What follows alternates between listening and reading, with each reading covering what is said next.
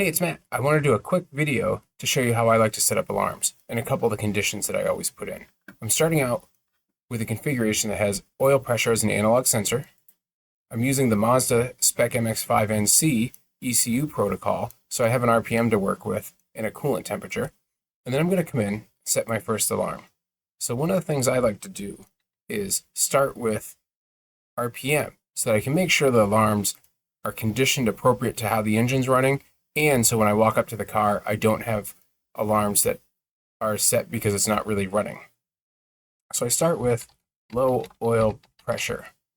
And I'm going to have my oil pressure less than, say, 15 pounds. And then I'm going to have my RPM set to 500. So this way the alarm won't come on when it's just sitting. But if it's anything more than an idle, it has to have 15 pounds. In here, we can put a message, low oil pressure. We can turn on an LED in any color we want. I like red for true alarms, yellow for warnings. And then we can also display this measure of oil pressure in red. So when you look at your display, you'll see a big red number, or if it's a warning, it could be a big yellow number. If you work maybe a little bit different, it could be blue for water, anything like that that makes sense to you.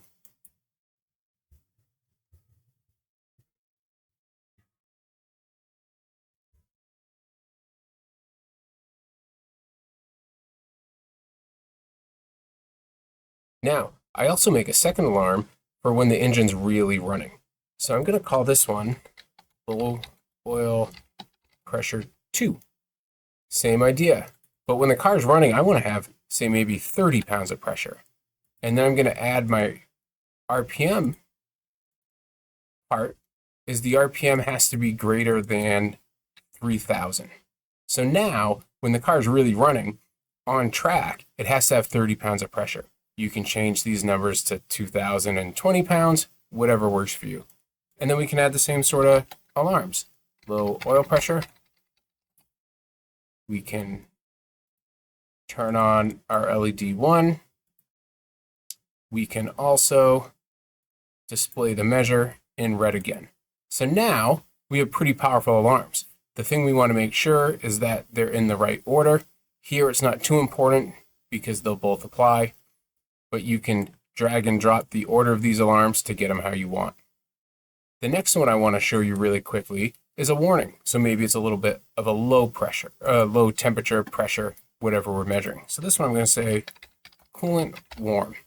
Same idea. I'm going to start with my RPM this time because the order doesn't matter. Say if RPM is over 500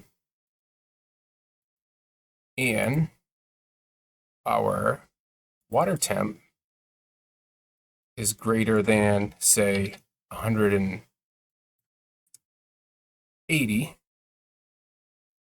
we can have a message at the bottom of our screen. Coolant warm. You might laugh at me and say, I really have water in my car. Same idea. Anything you want in there. I can display the measure for this, water temp, in yellow. So when I glance down at my dash, I see something's yellow as a measure.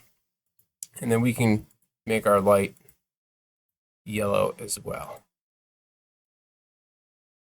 We can do the same thing for all the measures that we want to work on. It's a great way to make your alarms more valuable and give you more information while you're driving using minimal brain effort. I hope this helped you out. If you like this kind of content, remember to like and subscribe the videos. If you have ideas for more, shoot me an email.